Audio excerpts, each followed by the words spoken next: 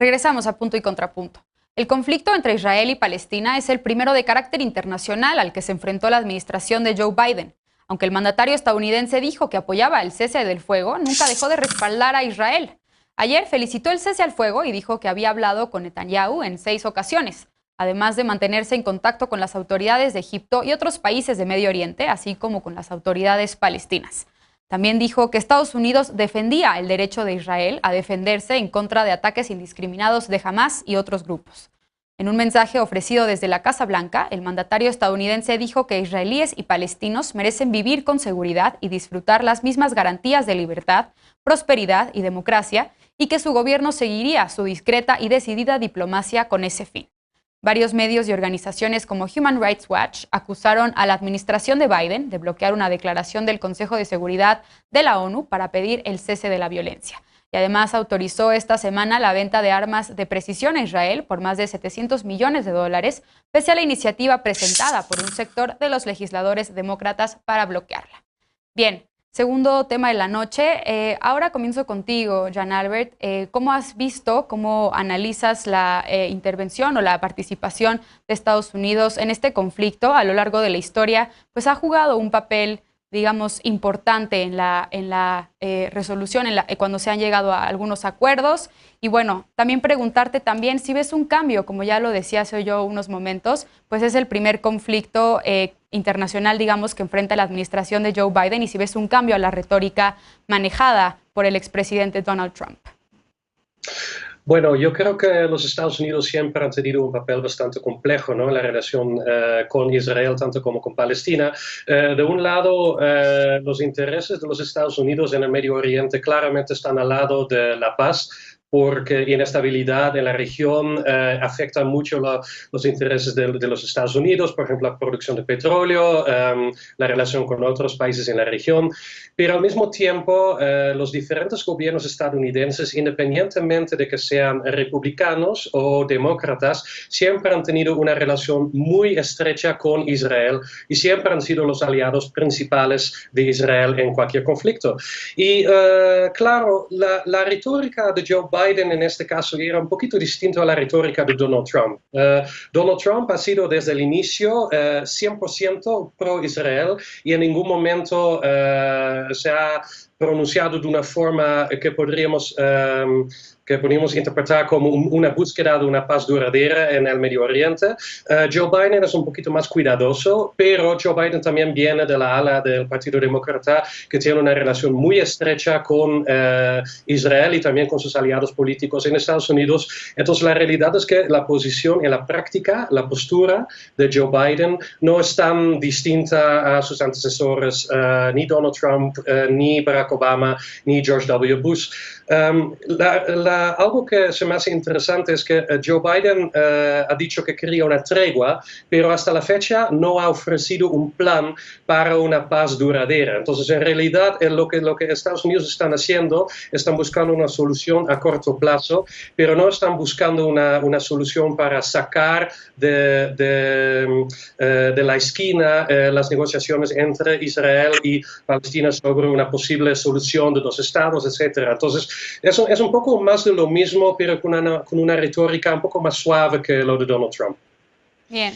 Johanna, tú compartes esta perspectiva. En realidad no ha cambiado mucho la retórica entre la administración Trump con la ahora administración entrante de Joe Biden.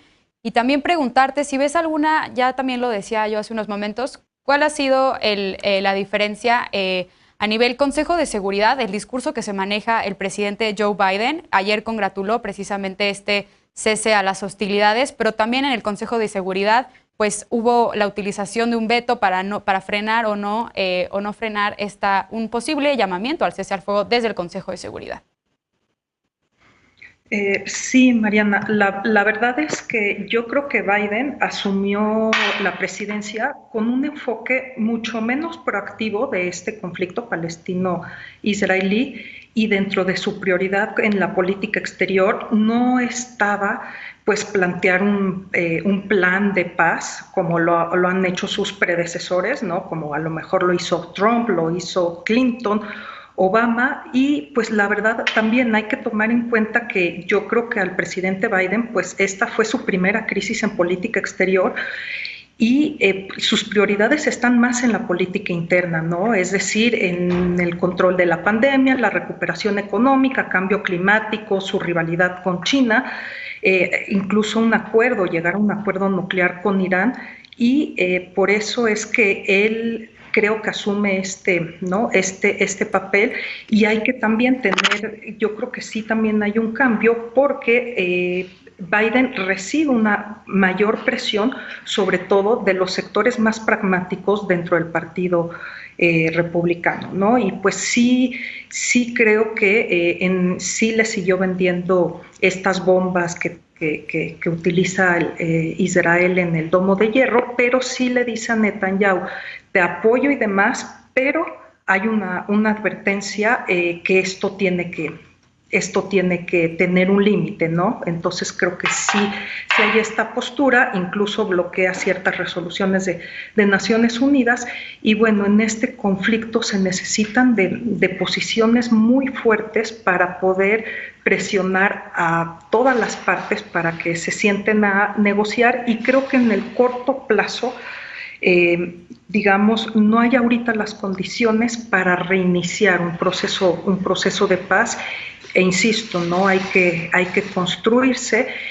pero me parece que todos los actores y los posibles mediadores deben de hacer presión para que no sucedan estas escaladas de violencia. Entre ellos están Naciones Unidas, Egipto, Jordania, Qatar, y bueno, ¿no? Tenemos nuevos países que tienen relaciones con Israel, países árabes. Bien. Habíamos perdido la conexión con Yael, pero ya la recuperamos. Yael, preguntarte, estamos discutiendo sobre pues, el papel de Estados Unidos en este conflicto. ¿Cuál es tu análisis sobre la actuación del gobierno del presidente Joe Biden en Estados Unidos en este conflicto actualmente? Sí, bueno, sí alcancé a escuchar lo que decían y concuerdo con los dos ponentes.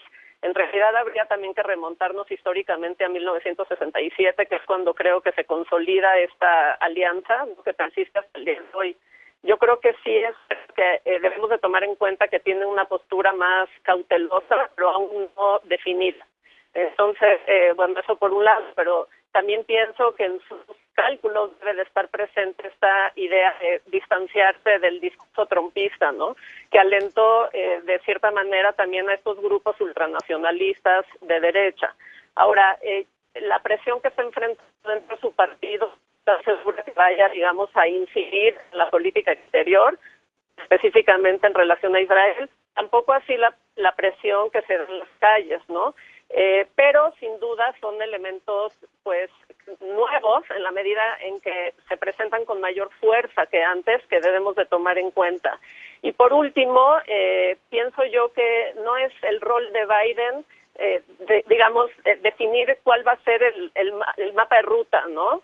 Sino que están ahí los palestinos y los israelíes para tomar esas decisiones y hacer esos compromisos que sin duda van a ser tremendamente dolorosos, no fáciles. A ver, y Yael, me quedo con esto último que tocas, porque creo que es un punto muy, muy interesante, hasta qué punto es responsabilidad o no de la comunidad internacional, pues ser parte de este solución de controversias y futuros arreglos. Jan Albert, ¿tú cómo lo estás viendo?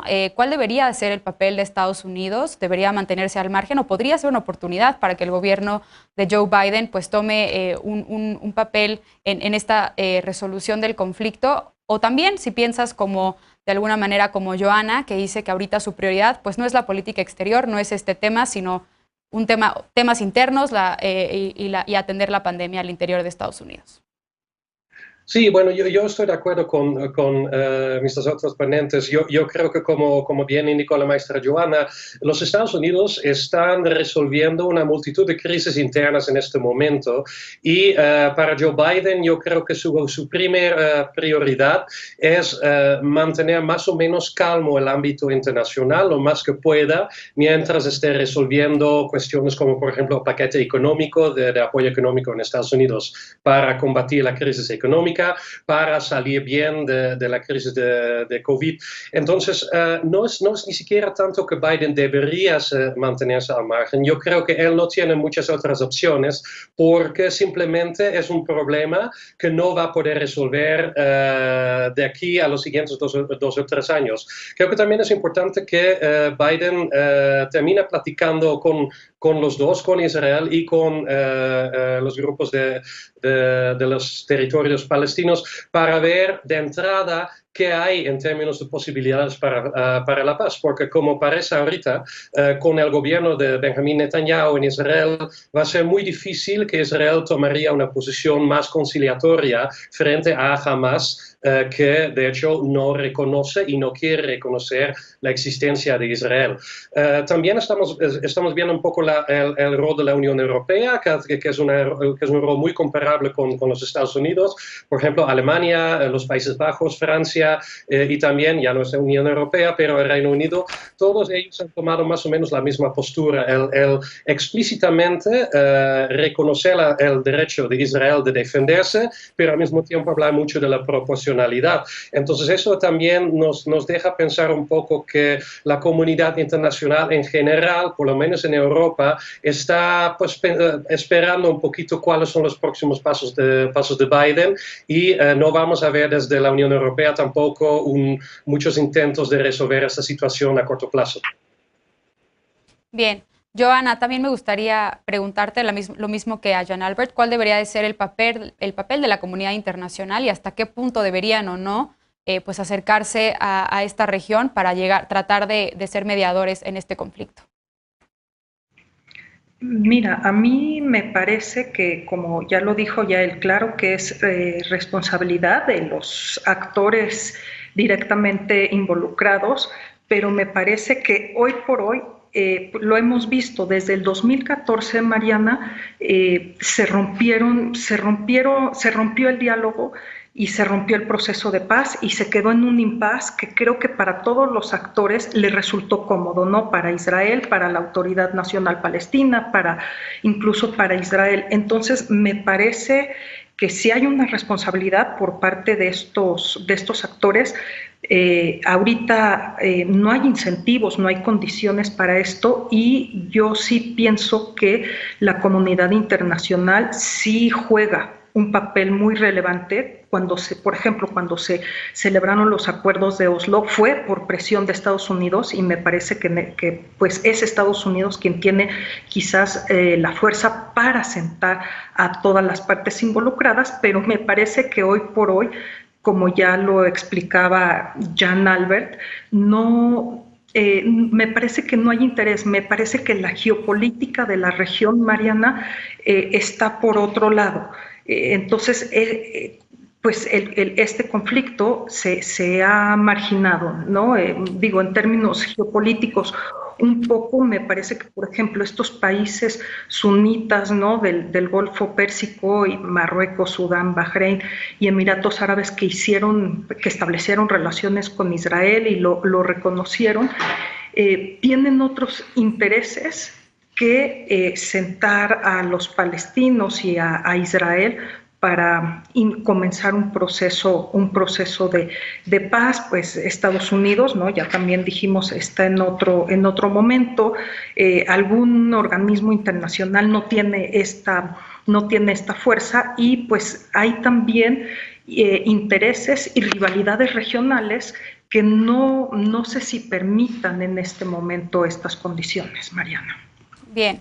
Yael, también preguntarte sobre el papel de la comunidad internacional, y también pues justo uno de los ejemplos que creo que pues ejemplifica bien también la situación de a veces como a nivel Naciones Unidas, independientemente, actuando como en colectivo, comunidad internacional en colectivo, no solamente Estados Unidos y los demás países unilateralmente, pues a veces se llegan a resoluciones que enfrentan vetos en el Consejo de Seguridad y que después se pasan a la Asamblea General de las Naciones Unidas, como fue el Estatuto de Jerusalén en 2017, luego de que el presidente Donald Trump pues estableciera la sede diplomática de Estados Unidos en Jerusalén, y que bueno, después en la Asamblea General pues se adoptó esta resolución para decir que pues invitando y exhortando a los países a no establecer sus sedes diplomáticas en este territorio disputado de Jerusalén, ¿no? Pero recordando que las resoluciones de la Asamblea General pues no son vinculantes. Entonces, ¿hasta qué punto el derecho internacional pues tiene un actuar importante en este tema?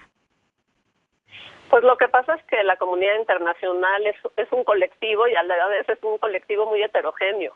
Entonces, no creo que podamos hablar de una comunidad internacional como tal. Habría que analizar a los diferentes actores que ya aquí lo han hecho mis colegas. Entonces, no voy a ceder con eso, pero es cierto que, por un lado, existen estos principios, ¿no?, internacionales a los que quisiéramos que todos los estados adhirieran, ¿no? Es una parte como aspiracional de Naciones Unidas desde que se creó, ¿no?, después de la Segunda Guerra Mundial, pero por el otro lado está pues la geopolítica y la política de todos los días, ¿no?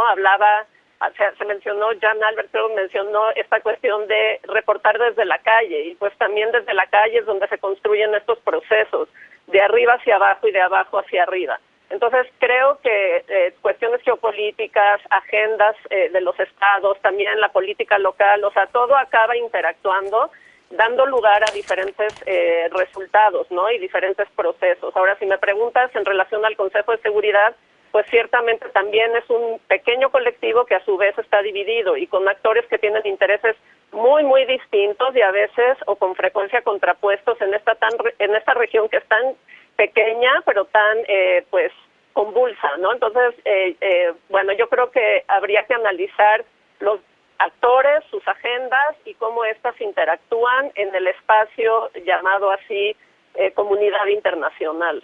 Bien, y que definitivamente el actuar del Consejo de Seguridad pues también da para otro bloque a discutir las reformas que se pueden llevar a cabo adentro o no. Déjenme hacer una pausa porque la tregua iniciada hoy frente a la brutal escalada de violencia registrada en la Franja de Gaza ha generado nuevos llamados a lograr un acuerdo entre ambas naciones. ¿Por qué los acuerdos previos han fracasado? Regresamos a ver qué dice la mesa de viernes en Punto y Contrapunto. No te vayas.